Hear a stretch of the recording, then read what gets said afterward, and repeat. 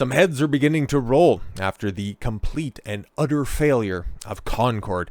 Game director and the guy who made the statement, Ryan Ellis, steps down after game's abysmal failure. I would imagine he was probably just trying to get out of the way before the entire studio gets closed down, but we'll see. This is all just still a rumor at this point in time, mostly because Sony is wondering, oh my god, okay, how long do we have to wait before we can just quietly get rid of Firewalk Studios? How long is this going to take? How many people are going to have to buy out? How many people can we shuffle off to different departments? And oh god, are we going to have to close down this place first? Or what are we going to be doing with Bungie because Marathon is looking like Concord 2.0? Oh god, things are sucking right now. But hey, on the bright side, we got a $700 PS5 Pro.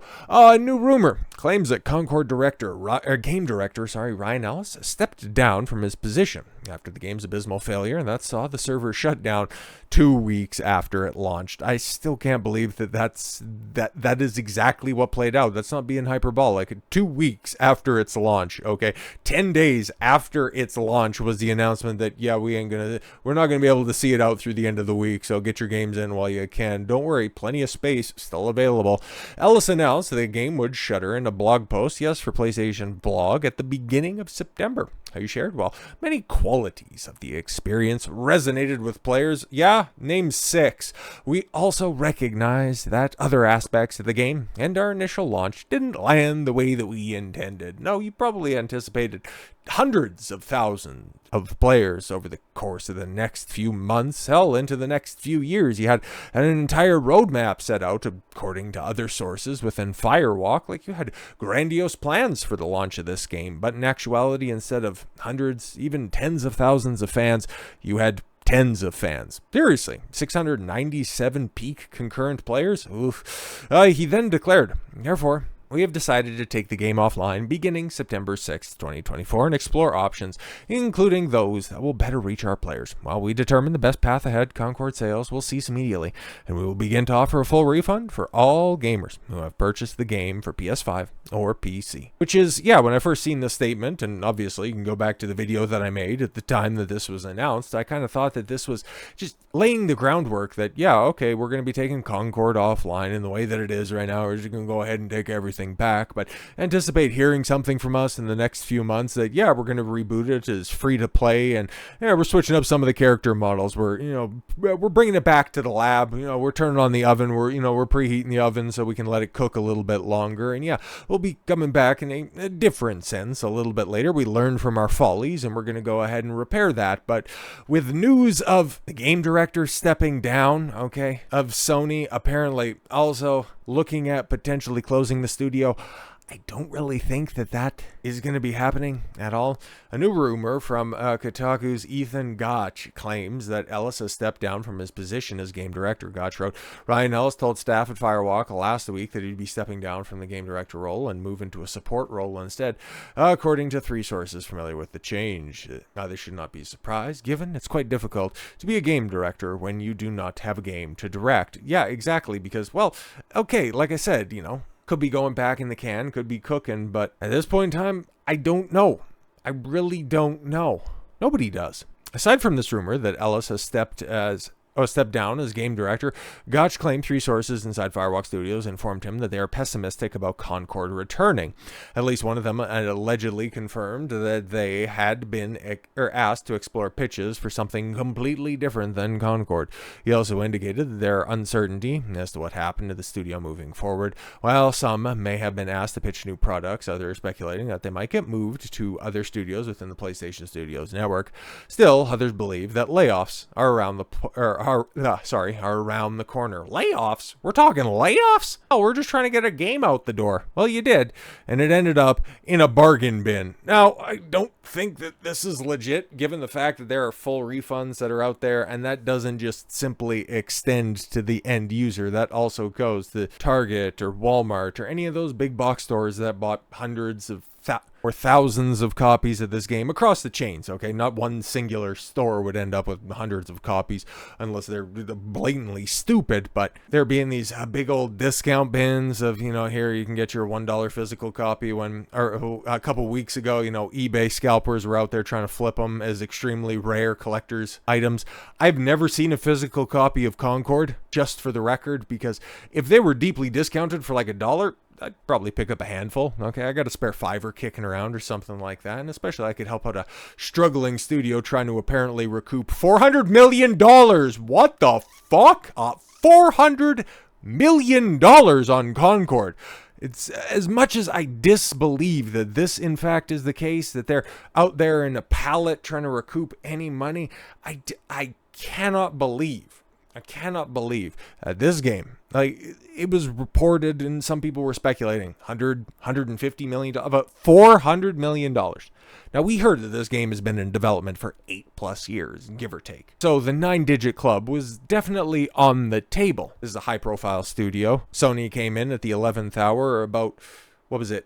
It was April 2023, bought up the studio, had lofty expectations for this. You would have thought that maybe they would have turbocharged the product, threw in another $100 million on top of it. Oh yeah, 150, 200 million even, something like that. But $400 million.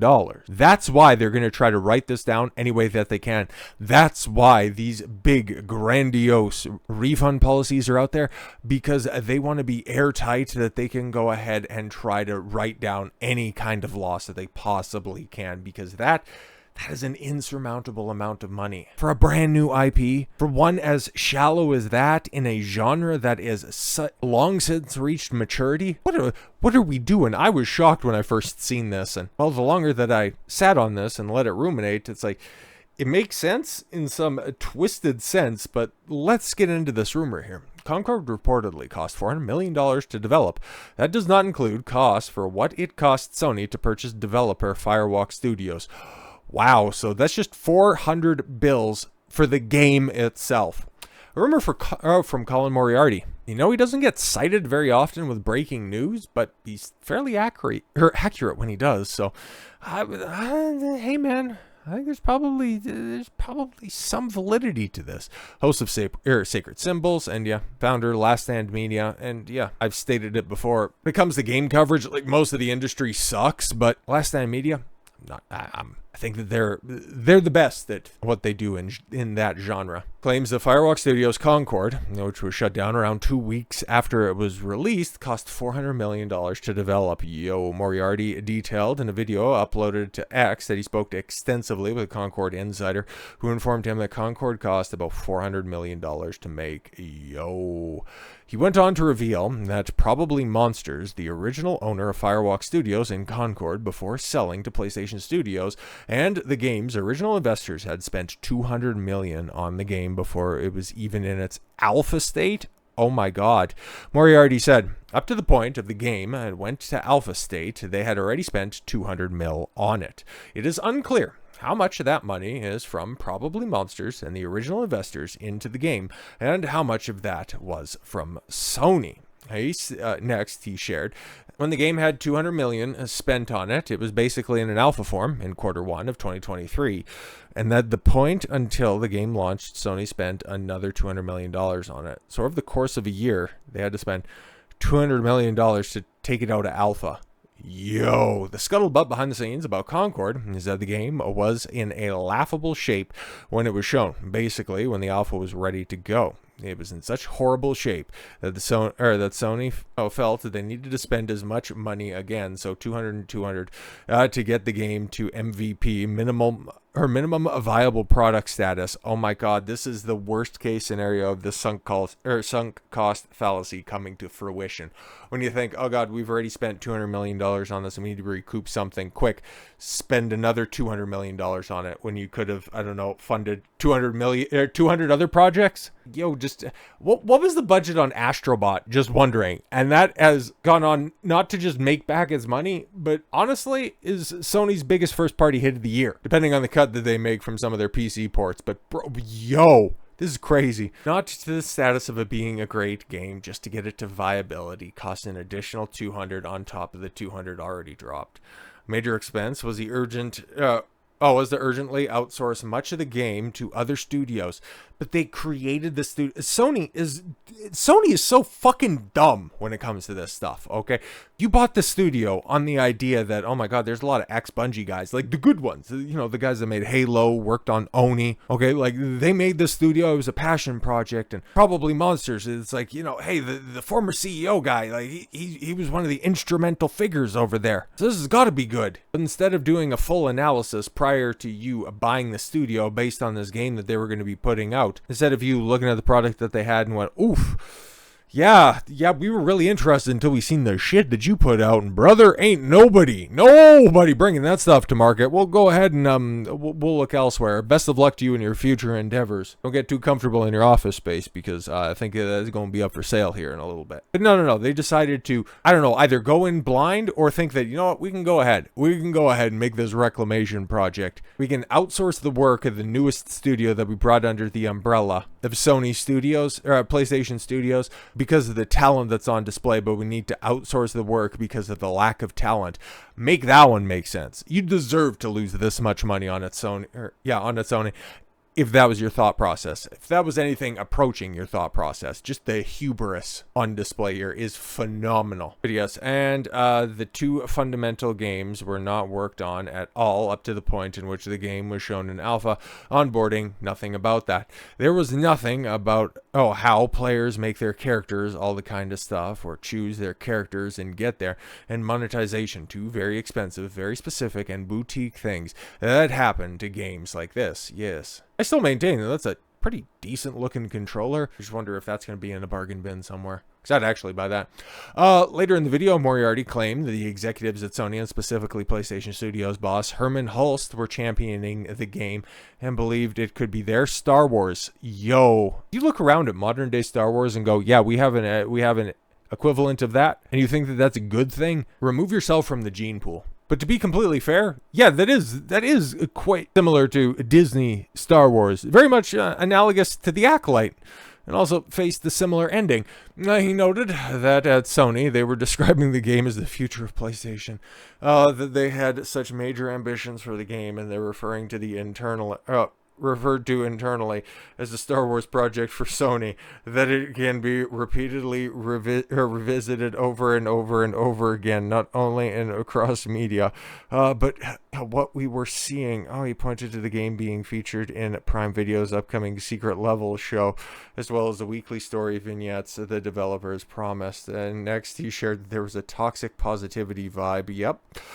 You weren't allowed to say anything internally about this game, about something was wrong with it, character designs were not right. They really, truly believed.